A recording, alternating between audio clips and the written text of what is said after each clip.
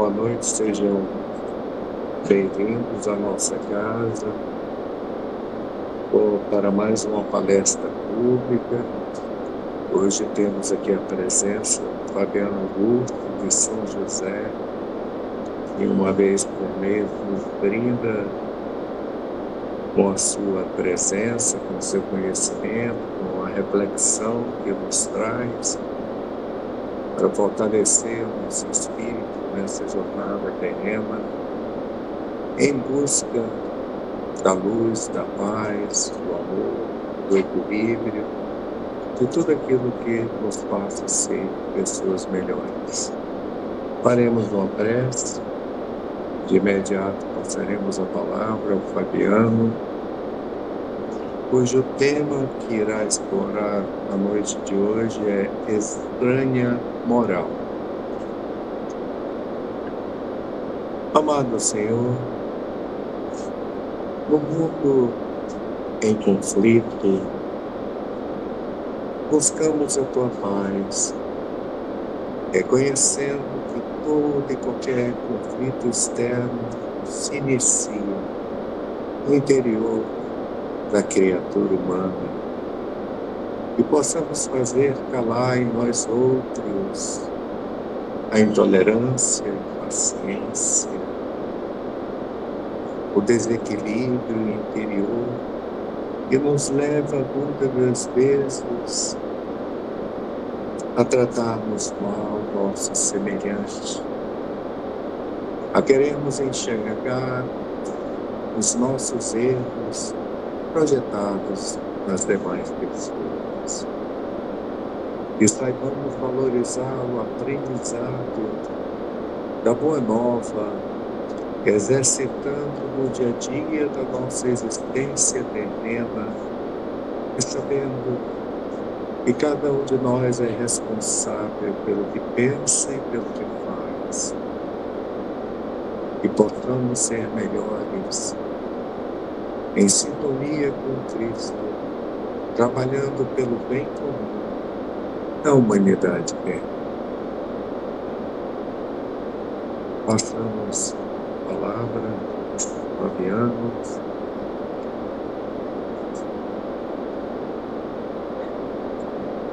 Meu, boa noite, carinhoso, fraterno a todos.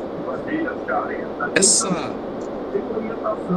expressão estranha moral, ela é cunhada pelos espíritos, né? E a gente vai encontrar no capítulo 23 do Evangelho segundo o Espiritismo, lá no item 5, a justificativa, a explicação, a profundidade dos ensinamentos do Cristo que não foram aprendidos à época e até hoje não são. Então, uma primeira leitura, baseado no texto frio, no texto morto, passa a impressão de que Jesus errou, que Jesus não foi muito feliz, apresentando um contrassenso em relação a outras posturas evangélicas que ele defendeu ao longo do seu périplo, pouco mais de 2 anos e 9 meses, né, vinculados a esse planetinha inferior. Então, o que a gente tem? Lá em Lucas 18, Pedro, então, faz uma afirmação. Quanto a nós, tudo o que deixamos e te seguimos. E aí Jesus diz, então Pedro está falando, nós deixamos tudo para te seguir, mestre. E Jesus então responde, eu digo em verdade vos digo, que ninguém, absolutamente ninguém deixará pelo reino dos céus sua casa, seu pai, sua mãe, seus irmãos, sua mulher, seus filhos, que não receba já neste mundo, e muito mais no século vindouro, a vida eterna. Então percebam que o texto está dizendo que a gente tem que abandonar nossa casa, nosso pai, nossa mãe. E aí a gente continua, Emmanuel explora também, lá no livro Caminho, Verdade e Vida, no capítulo 154, onde ele já começa a fazer uma leitura adequada em relação à proposta do Cristo. Até hoje esses textos, né, tanto de Lucas como de Mateus, Lucas 18, Mateus 19, até hoje a liturgia, a teologia explora de maneira inadequada. E isso gerou ao longo dos séculos uma série de deformações, inclusive comportamentais, E Emmanuel diz isso, né? No elemento dos conventos, dos mosteiros, onde as pessoas fogem de tudo e de todos para ficar reclusas, em tese, orando, jejuando e aprendendo as leis divinas, mas não se envolvendo, né? Deixando de lado o aspecto da lei social. Então isso gerou uma série de deformações no campo religioso, no campo comportamental, porque essas expressões não foram bem analisadas. E aí a gente vai ver ao longo da nossa falação o porquê disso. Então está lá em Mateus 19, né? Por isso a estranha moral, porque soa de maneira estranha, né? Percebemos que a coisa não foi bem essa. Parece que Jesus foi infeliz ao dizer que nós temos que abandonar nosso pai, nossa mãe, nossa casa, nossas terras, nossos filhos, enfim, para se vincular ao reino de Deus. Então, em Mateus a gente vai encontrar todo aquele que tiver deixado casas. Então, percebam que o texto se refere às questões de ordem material e aos vínculos familiares, né? Você precisa entender essas duas questões. Então, todo aquele que tiver deixado casas, irmãos, pai, mãe, mulher, filhos ou terras, em meu nome, receberá 100 vezes e herdará a vida eterna. Então, lá ele fala em século, aqui ele fala em 100 vezes, não tem a questão do elemento quantitativo aí associado. O que Emmanuel nos diz? E nesse versículo, Jesus nos induz o dever de renunciar aos bens do mundo, está claro, né? Para alcançar, obviamente, a leitura da vida eterna, porque o foco dos ensinamentos do Cristo é sempre a vida futura, é sempre a vida eterna, é sempre o reino de meu Pai. E passados 2000 anos, a gente ainda não entende essa dinâmica, a gente fica vinculado ao aspecto material, né, deixando a questão religiosa para um quarto, quinto plano. Quando deixa? Né? Então, para alcançar a vida eterna, precisamos deixar os bens materiais de lado. Mas há necessidade de abandonar as pessoas próximas? Fica essa questão. Como renunciar, né, aos familiares e aos que estão próximos? À primeira vista, essa orientação apresenta aquilo que falamos no início, um certo contrassenso. Porque deixar os deveres familiares de lado é um contraponto a tudo que Jesus ensinou e a tudo que o texto bíblico defende, no respeito à hierarquia, na manutenção da harmonia, da misericórdia, mormente entre os nossos, no cadinho doméstico, né? Então, a discussão parece um pouco infantil, mas até hoje ela vige em vários elementos de estudos teológicos. E muitos religiosos, mas muitos religiosos não entenderam o sentido do texto e se recolheram nesse claustro, né? Nesse processo de isolamento, esquecendo as suas obrigações superiores. Mas precisamos entender não só o que o Cristo ensinou através da sua verve, da sua verborragia extraordinária, mas principalmente pela exemplificação. Como é que o Cristo renunciou, então? Né? Como é que se deu esse processo? E Emmanuel fala, os companheiros os abandonaram, o abandonou, né? Os companheiros abandonaram o Cristo no momento da crucificação. A gente precisa entender que só João ficou ao pé da cruz, ainda por ser, talvez, um rapaz muito novo e nem entendesse o risco que estava sofrendo. Alguns historiadores falam que João tinha 16, 17 anos. Se uma criança de 16, 17 anos hoje não é tão esperta, imagina 2000 anos. Mas se tratava de um espírito nobre, né, de um espírito superior, vinculado ao processo de consolidação do cristianismo nos seus primeiros dias. Mas ele ficou ao pé da cruz, junto com as corajosas mulheres, né, as mulheres sempre mais corajosas. E os demais fugiram. E a história mostra que todos foram assassinados, perseguidos e assassinados, à exceção de João, que morreu de velhice. Parece coincidência? Não, não tem coincidência, né? Nada absolutamente se dá ao acaso. Quando a gente vê a história da decapitação desse espírito extraordinário que foi João Batista, que Jesus fala, ó, dentre os varões nascidos de mulher, eis aqui o maior. Coloca João Batista num patamar extraordinário de espírito evoluído, mas foi decapitado pelos interesses escusos de Salomé, sua mãe, de Herodes.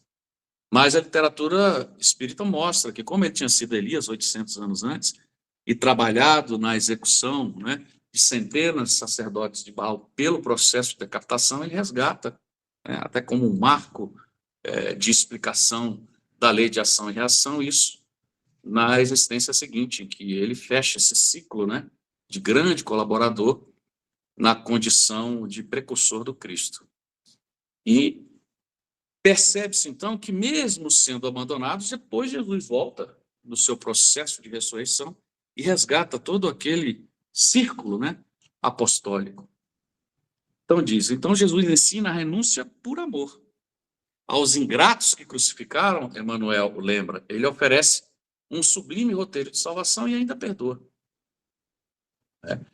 Não que eles não tenham que resgatar pela lei, pela consciência, mas aquele peso, de certa forma, de ter trabalhado na execução do Senhor da vida, ele fica diminuído.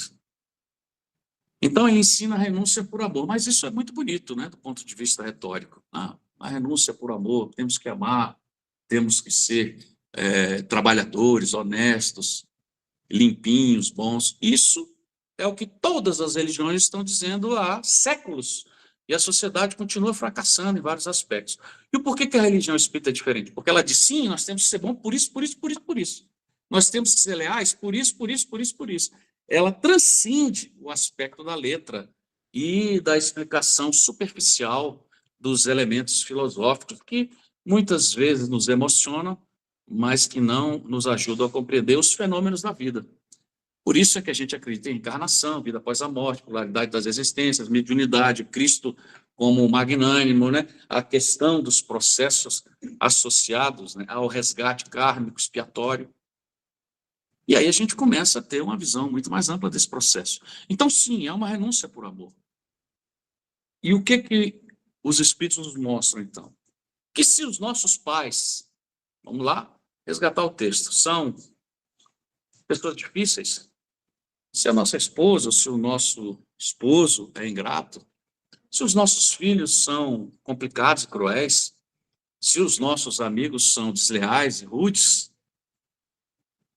é preciso renunciar à alegria de tê-los numa condição melhor próximo a você. Partindo do princípio de que nós estamos fazendo o nosso papel de cristãos, ou pelo menos caminhando de maneira segura rumo ao título de verdadeiro cristão. E isso é muito interessante, porque diz, se unindo na medida do possível a eles, a fim de trabalhar um aperfeiçoamento mútuo.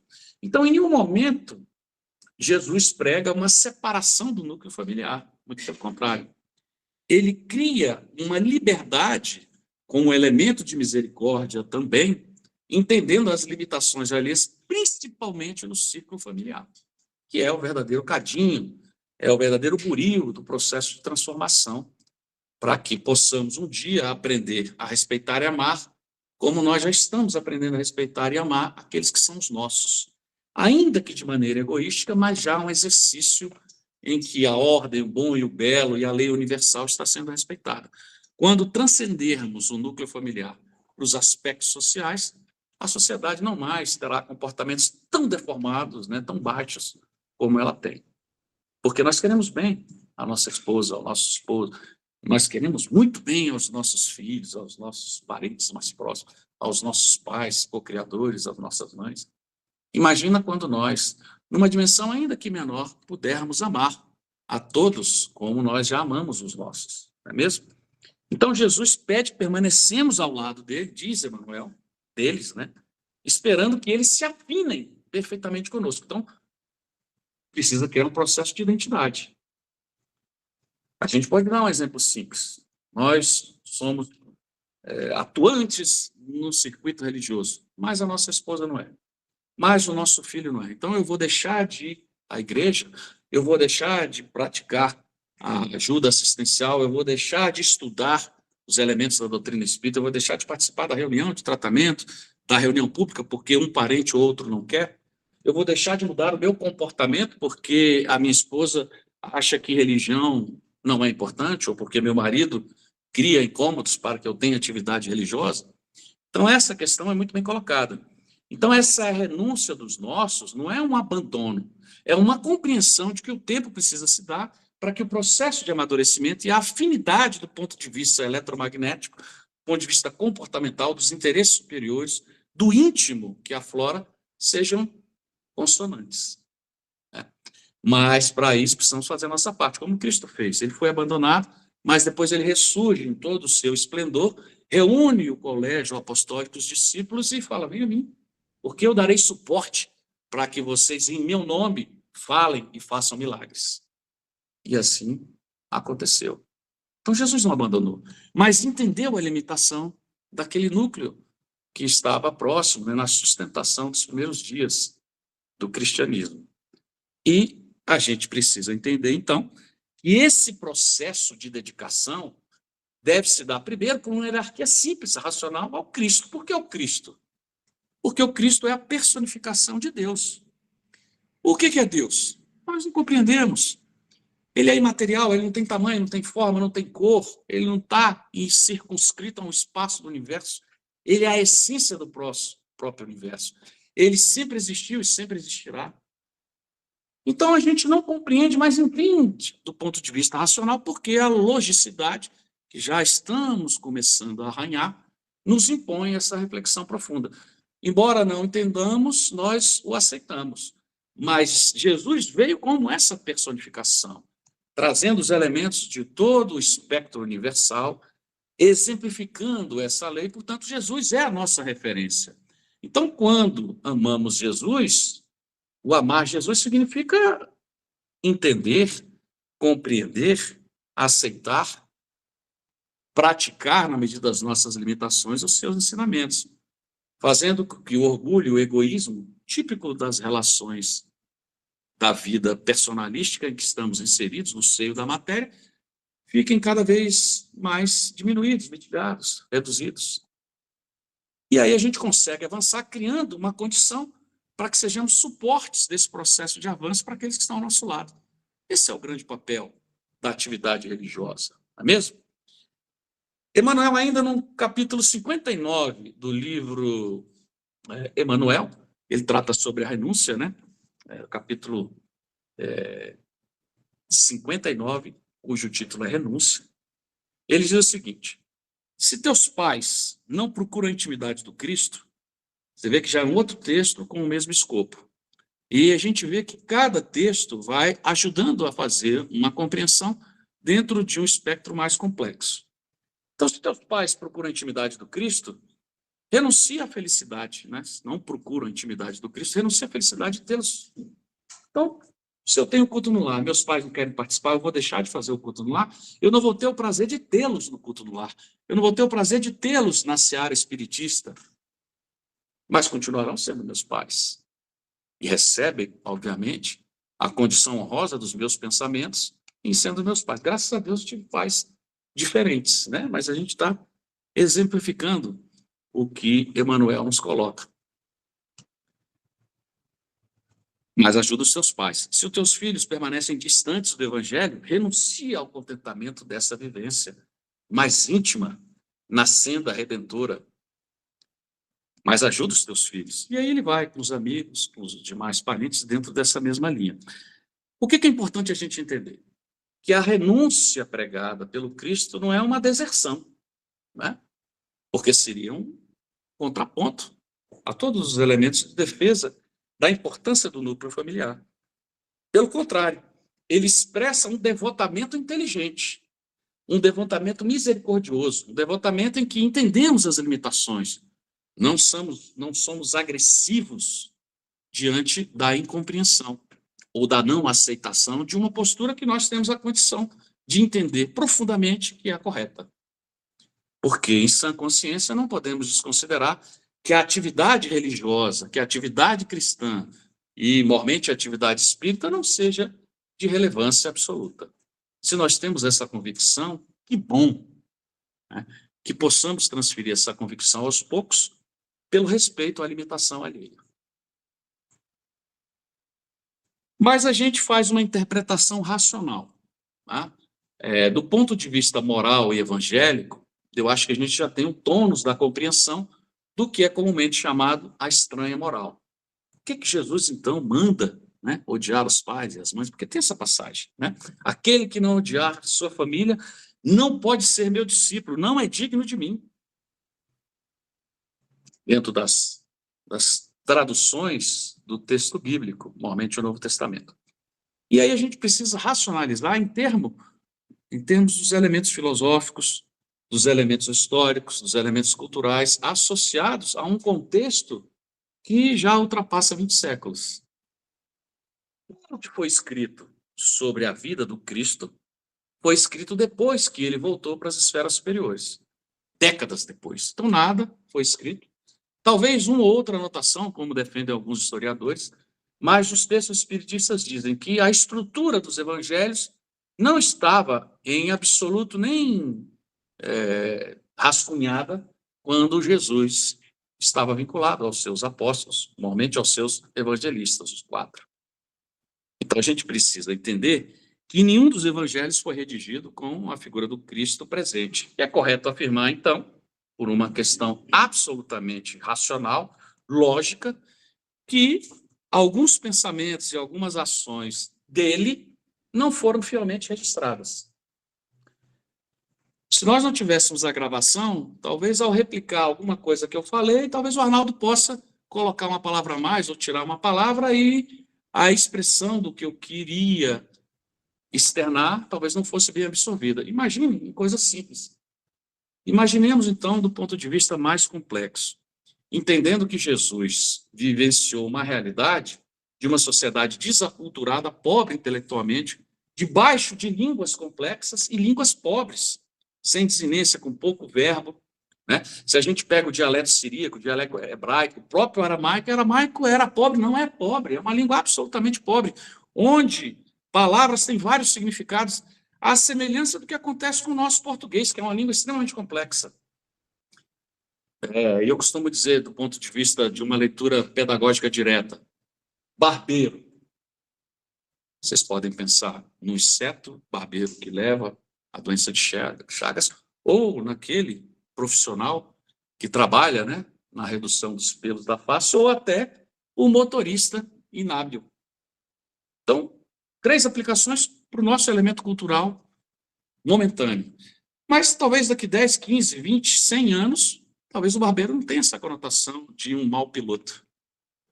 E aí a expressão ficou registrada. Vocês imaginem as transliterações, as traduções, a influência do pensamento humano durante 20 séculos. Então, João, em outra passagem, para a gente entender que não é compatível com a sublimidade de Jesus, como é que Jesus ia mandar odiar quem quer que seja? Tem alguma coisa que não está bem explicada. E aí, no estudo desses elementos idiosincrásicos, né, etimológicos, as respostas surgem. Então, João, em outra passagem, fala assim: aquele que odeia a sua vida neste mundo conserva a sua vida eterna. Mas espera aí. Para que a gente vem ao mundo? Para odiar a vida no mundo? Não, a gente tem que entender que a vida espiritual é superior, é mais plena, é mais rica de percepções, de sensações, onde a felicidade se expressa, se merecermos, de maneira muito mais abundante do que aqui. Mas a vida material não deixa de ter as suas alegrias, os seus prazeres, embora a felicidade tenha uma conotação diferente. E nós não devemos odiar nada.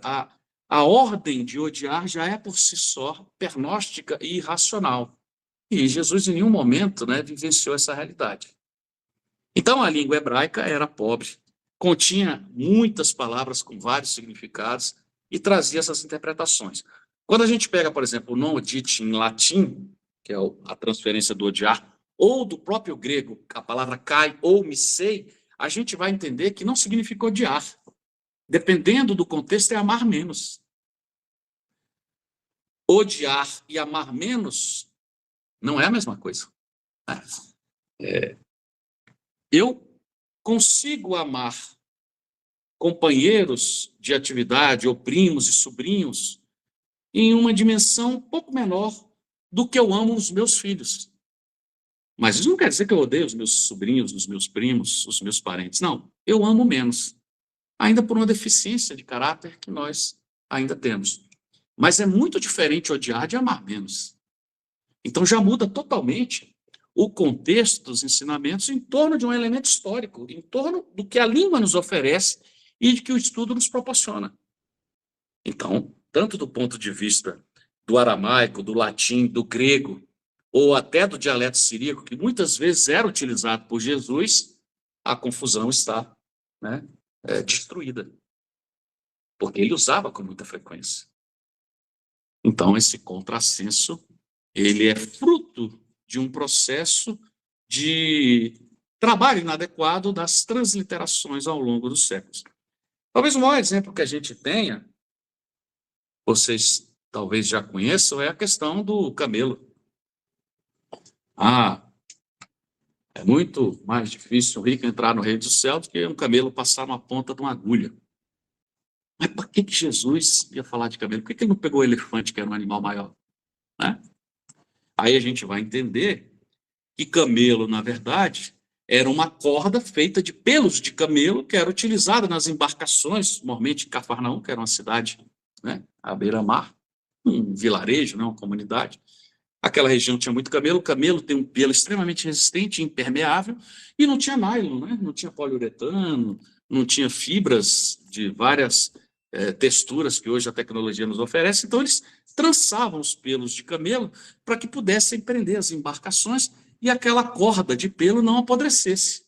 Porque uma corda tradicional, no contato com a água, com o tempo ela apodrece e não cumpre o seu papel de prender a embarcação. Então, uma corda de pelo de camelo chegou a nós depois só com camelo. A corda de pelo de camelo, acabou que chegou o camelo. Então é um problema de tradução, né? Porque não tem nenhum sentido Jesus utilizar um animal dentro dessa conotação. Nós, que somos muito inferiores intelectualmente e moralmente, não usaríamos, por que o mestre iria usar? Então a gente percebe que o texto bíblico, embora seja maravilhoso, precisa passar por um crivo de alegorias, de interpretações e de um bom senso dentro da compreensão plena de que Jesus foi perfeito nas suas realizações. Então, o importante é a interpretação dos ensinos e não a absorção da letra morta. O espírita precisa entender isso, né? E quando ele entende, ele valoriza o texto antigo, valoriza a história, né?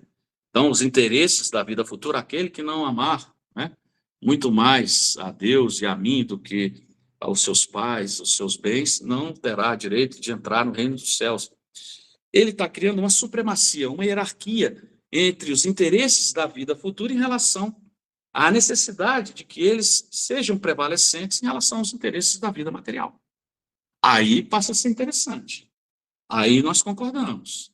Porque se nós somos espíritos em essência, nós estamos na condição de homens encarnados. Mas a nossa essência é espiritual. É como o Leon Denis diz, a morte não existe em absoluto. Mas se você quer insistir que a morte existe, então você está morto. Porque a verdadeira vida é a vida futura. Porque essa é uma vida obliterada pela carcaça material, pela capacidade reduzida de ver, de perceber, de sentir, né? Eu lembro sempre muito quando André Luiz acorda no mundo espiritual resgatado e vai para o nosso lar, e vai para a janela ainda cambaleante e vê e fala, Lísias, que estrela maravilhosa é essa? Ele fala, esse é o sol. Por quê? Porque ele já estava vendo com os olhos espirituais. E a dimensão do sol, né, o magnetismo, a coloração, era muito mais pleno e rico e belo do que a percepção limitada da nossa capacidade visual percebe na carne. Os espíritos dizem, associados à revista espírita, Kardec fala que nos mundos um pouco mais superiores nós não temos só esses sentidos, tem outros sentidos mais. E a gente tem até dificuldade, né, de imaginar quais são esses sentidos. Então o espiritismo é abençoado, é extraordinário, porque nos oferece uma leitura ampla. Então, a gente não vai ver o espiritismo falando, não, você tem que deixar sua família de lado, ficar recluso numa cabana, no alto de uma montanha, na condição de um monge, uma monja. Não, muito pelo contrário. Até porque também a leitura do processo sexual foi inadequada ao longo desses períodos. O problema não é o amaldiçoar o sexo. O problema é entender a dimensão e a importância dessa energia criativa que é o sexo, que é a atividade sexual. O problema é a atividade sexual desrespeitosa, leviana, descomprometida, sem fidelidade, sem vinculação superior, sem elementos, né, de interesses, de sustentação familiar e social. Aí sim o sexo é um problema. Mas o sexo em si não, porque é uma força criadora, é um processo de colaboração na cocriação universal. É uma energia que nos permite desenvolver aspectos intelectivos, criativos, mas precisa ser bem educado, precisa ser exercitado, como tudo, não é mesmo? O policial que se utiliza de uma arma para defender a sociedade faz porque é treinado, porque a arma tem, né, os componentes adequados de segurança, porque está psicologicamente, ou deveria sempre estar preparado para a reação no momento em que se faça necessário diante de um quadro dantesco.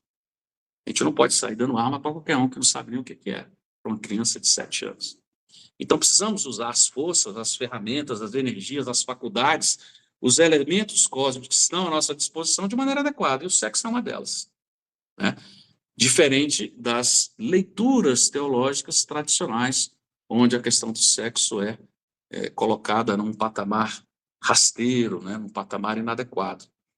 E, obviamente, a compreensão desses eventos nos dá uma dimensão muito mais rica desses processos. Então, submeter, aceitar a lei na figura de um Cristo Todo-Poderoso, personificação da bondade infinita do Pai Criador. E aí a gente entende verdadeiramente que o processo de evolução é individual. Eu posso colaborar com a evolução dos meus pais, com a evolução dos meus filhos? Posso. Mas é um processo de evolução individual. É um processo de redenção, de absorção de conhecimento individual, né?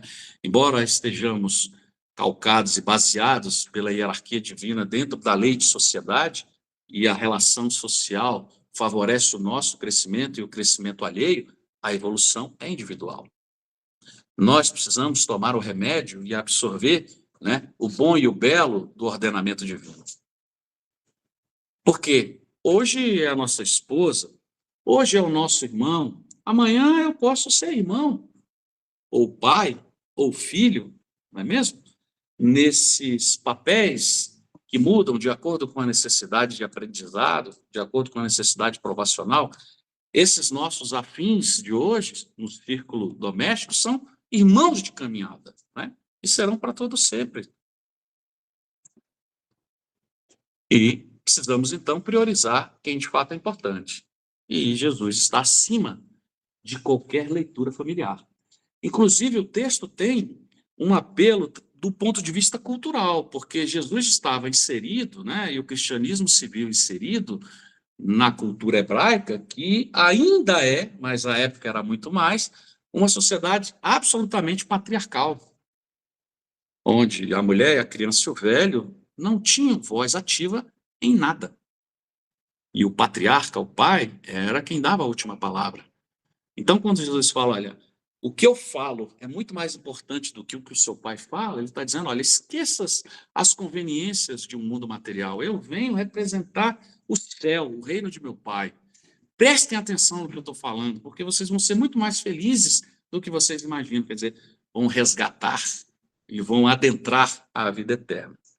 Mas, considerando já o avançar da hora, eu trago uma história com H, registrada no livro Cartas e Crônicas, lá no capítulo 10, cujo título é Amor e Auxílio, que já trouxe, imagino, em outra oportunidade, com uma abordagem, uma conotação diferente.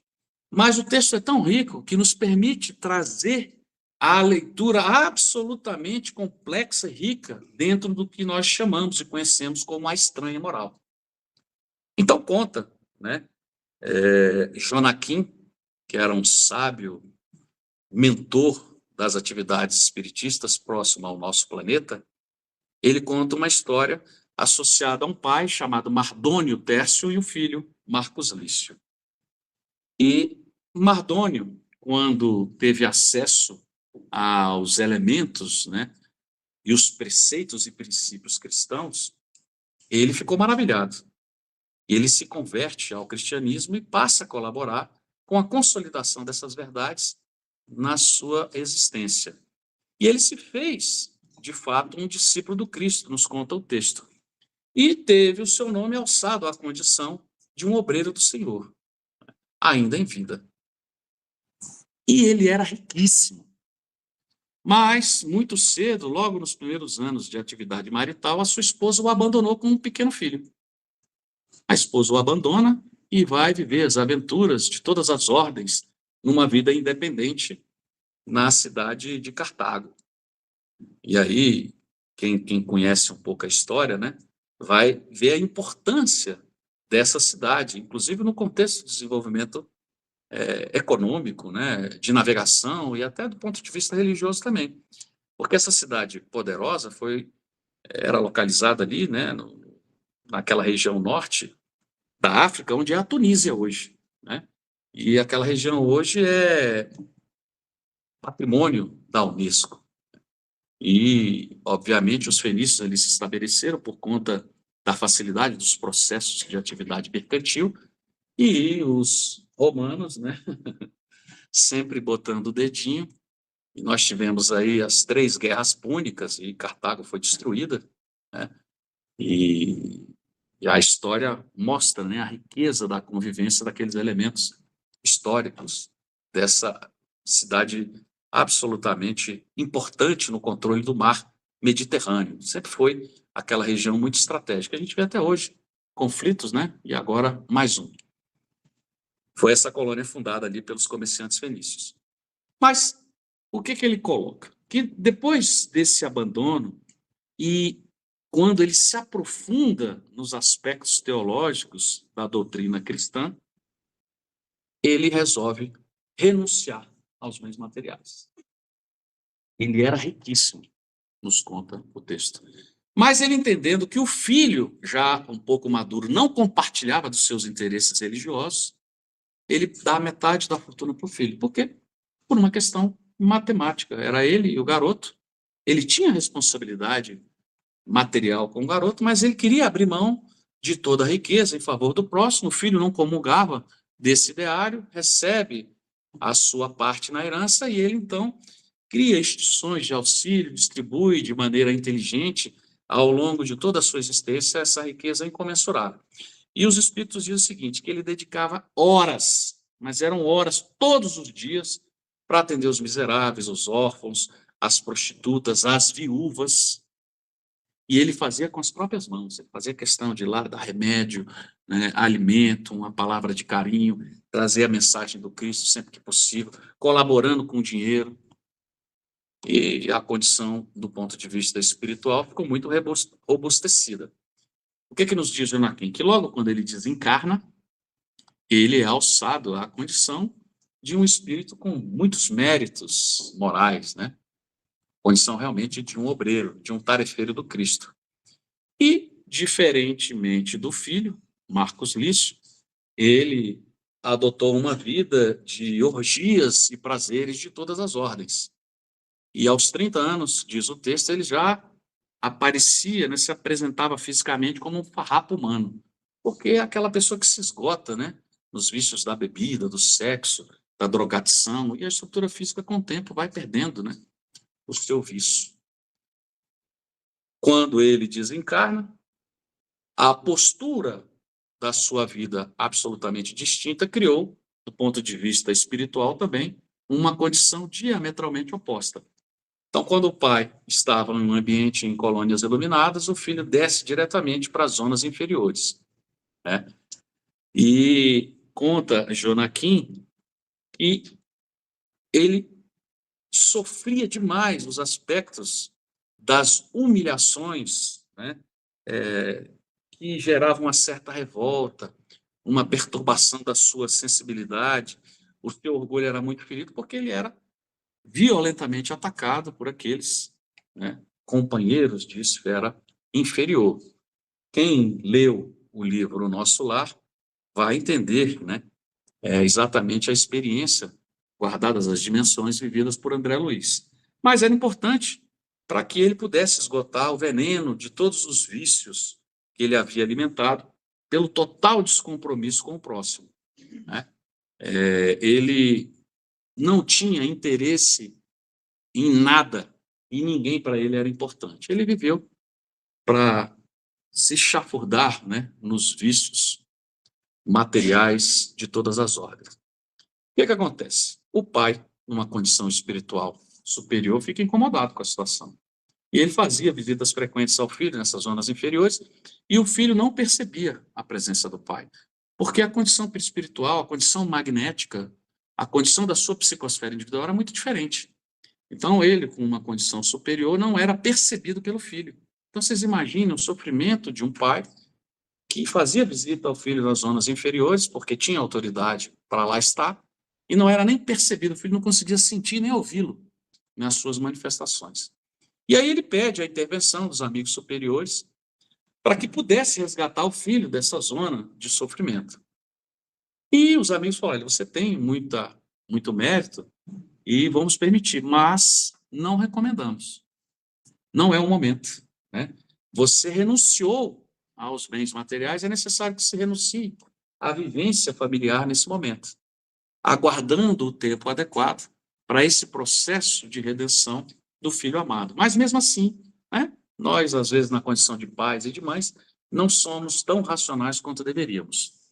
E ele, então, vai, né, acompanhado de alguns amigos nas zonas inferiores, emitem radiações magnéticas num processo de passe e adormecimento, resgatam o filho para um ambiente de clínica, de hospital mais nobre, e depois que o filho acorda, nos conta, já reduzindo os elementos da narrativa, o filho fica absolutamente revoltado, porque percebe a sua condição de corpo sujo, fétido, denso, maltrapilho, e os circunstantes apresentavam, né, uma iluminação, uma feição nobre, em tom angelical, e ele se incomoda e começa a xingar, a dizer palavrões, a usar frases e impropérios de todas as ordens, até que parte para a agressão em relação ao pai, dizendo que não tinha pedido nada, absolutamente nada em relação ao pai. Agressão física, nos conta os espíritos. E aí há a intervenção dos companheiros de hospital e, obviamente, é dado um passe, ele entra na sua fase magnética de sono e é reencaminhado para o seu habitat natural, para a sua zona inferior. Não é mesmo? Porque a gente precisa entender que nós nos vinculamos aos elementos que queremos, que defendemos e que nos coadunamos. Estamos aqui pelo interesse comum, né? De vivenciar, de discutir, de refletir a nobreza dos elementos religiosos associados à ideia espiritista. Como alguém que gosta de festa está num momento, num boteco, quem gosta de bebida, ou quem gosta de skate, está com a sua tribo de skate, ou quem gosta de jogo, está jogando. E não tem mal nenhum nessas atividades, desde que a gente saiba fazer essa compartilhação. E aí o que conta, né, Jonaquim? Ele faz uma pausa na narração e um dos seus alunos pergunta: mas então o pai foi proibido de ajudar o filho?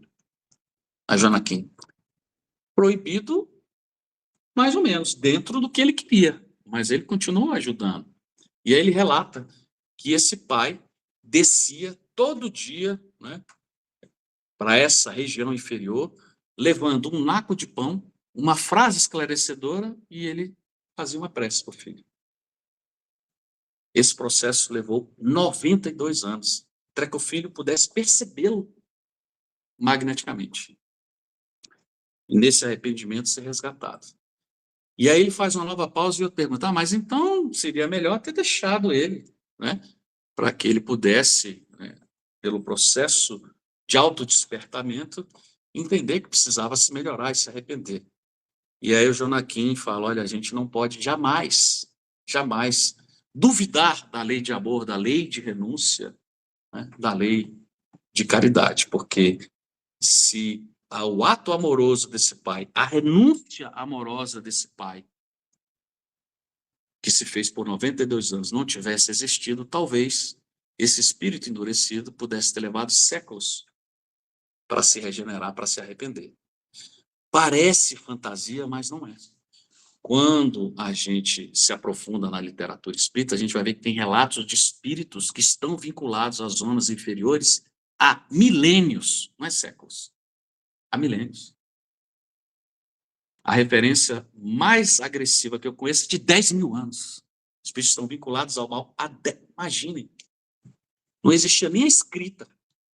E tem 6 mil anos. O sujeito já está vinculado ao mal e continua vinculado ao mal. Não é que ele não evoluiu intelectualmente. Ele evolui, mas continua vinculado ao mal. Como nós temos aí, né? Nos poderosos, que são inteligentes, mas se vinculam ao mal. Então, esse devotamento, essa renúncia dessa alma abnegada é algo extraordinário.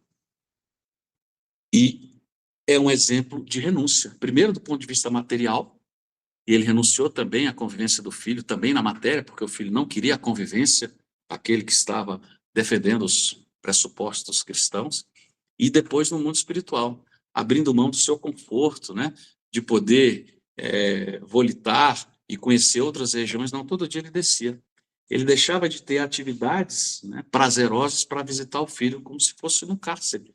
Aliás, muito pior do que o cárcere como nós conhecemos, porque no cárcere ainda tem comida, ainda tem luz, né, ainda tem possibilidade de conversação.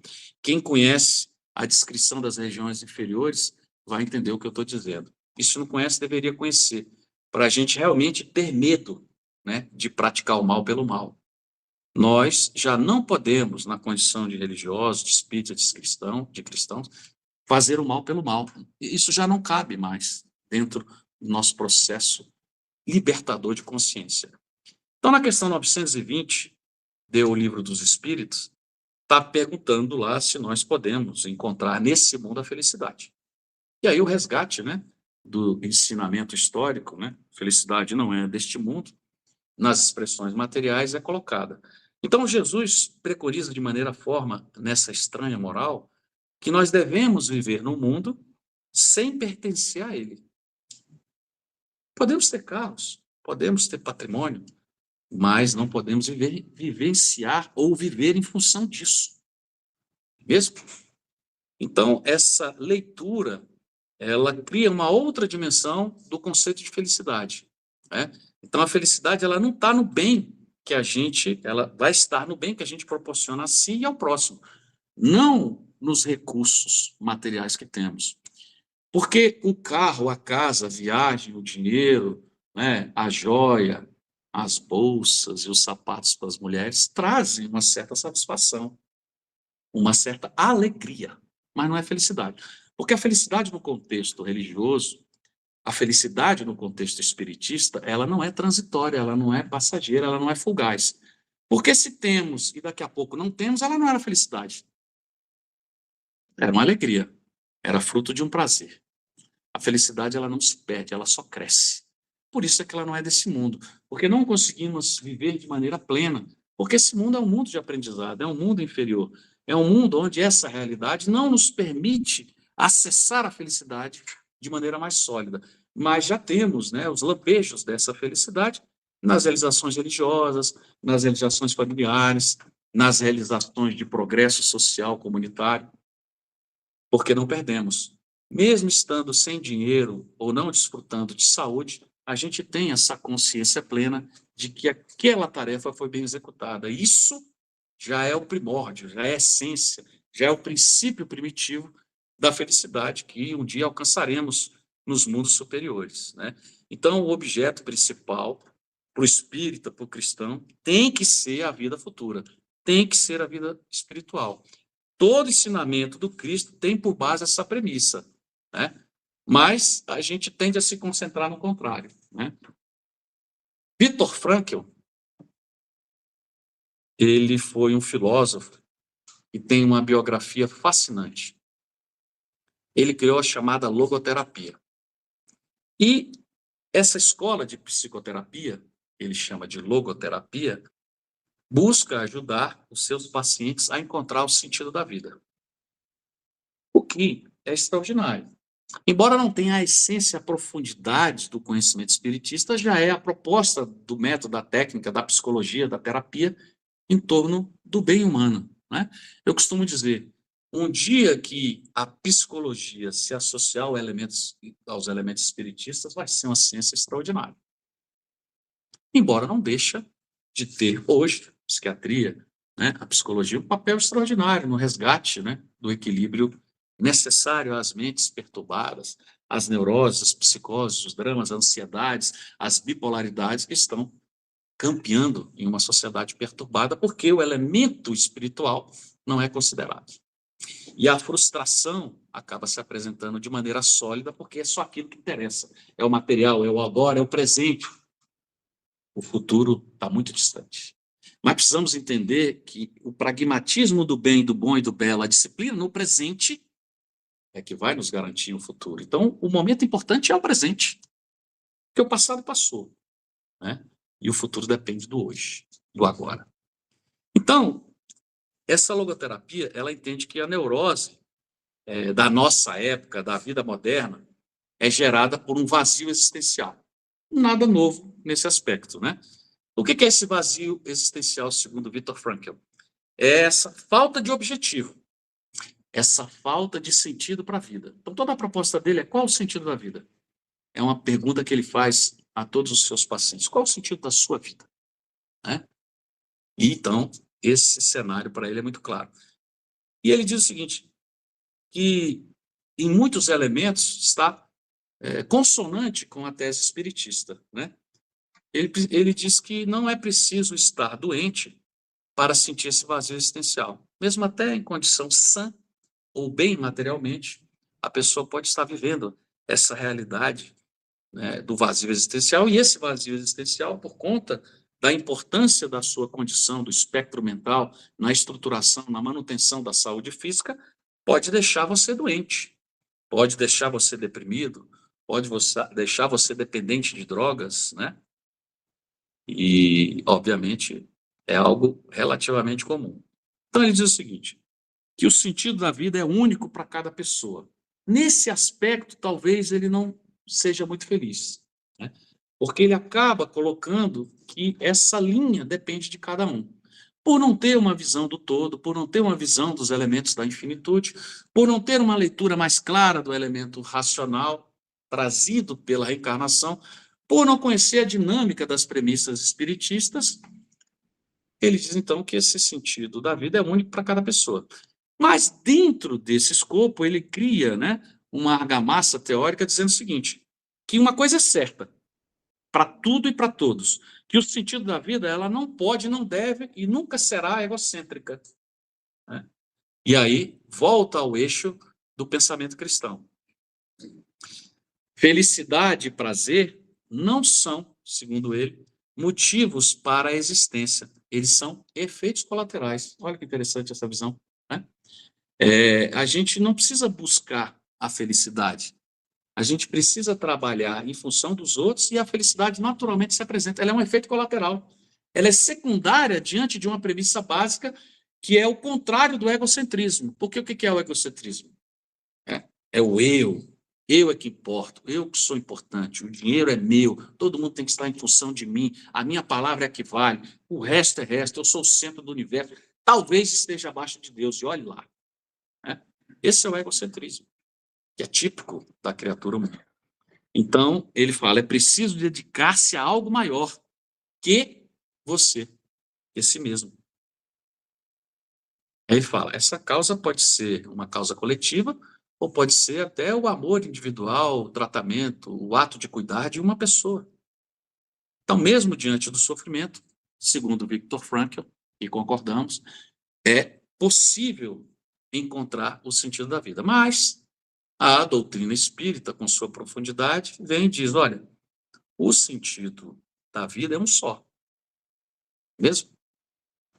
Porque Deus não vai estabelecer objetivos diferentes para mim, ou para o Arnaldo, ou para qualquer um de vocês. O processo de evolução debaixo de uma matriz, né, estatutária está estabelecido muito antes da nossa existência.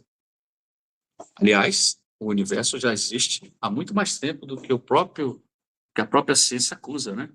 Falava em 3,5 bilhões de anos. Agora o James Webb está dizendo que esse limite é muito raso, né? Porque com as dimensões da leitura do infravermelho, estão pegando manifestações cosmogônicas muito antes desse período, acessando quasares, acessando galáxias muito mais complexas, bem construídas, que, em tese, levariam bilhões de anos. Então, estão recuando, e a gente vai entendendo, normalmente, que a visão humana é muito limitada em relação a isso. Né? Mas, qual é, então, o objetivo que nos traz ao seio da realidade terrena? O bom e o belo, a ordem e a verdade. Né? O bom e o belo, a ordem e a verdade.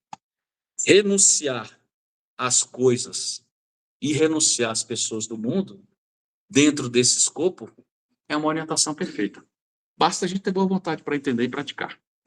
Obrigado pela paciência.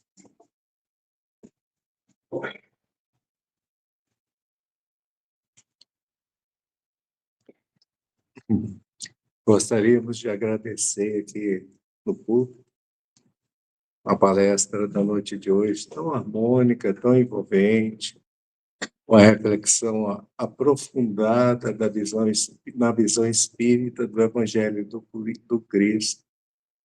E eu poderia dizer que deixou aqui uma vibração de paz, de harmonia grandiosa entre todos nós. Peço então ao Fabiano que faça a prece de encerramento, concluindo a sua trajetória da noite de hoje entre nós.